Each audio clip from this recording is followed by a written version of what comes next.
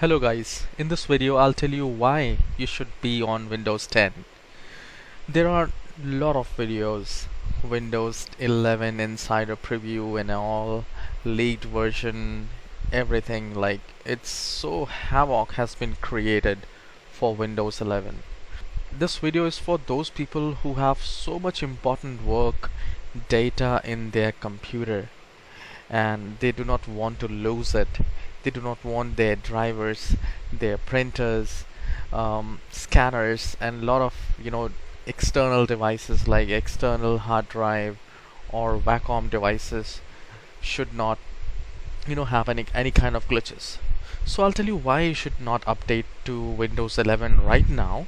I'm not telling that you should never update to Windows 10, but for time being I would request you not to update to Windows 11 because currently there is no stable version.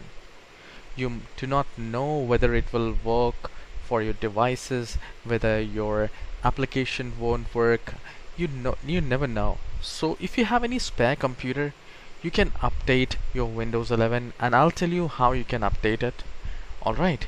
But as far as the Windows 11 is concerned, I would not recommend if your data, applications, and if you have some important work to do in your machine. Alright, so the very first thing here in the search bar, you just have to type Windows Update Settings, and once you open it, Windows Update, at the left hand side you have Windows Insider Program. Now here in Windows Insider Program you can download and install Windows 11.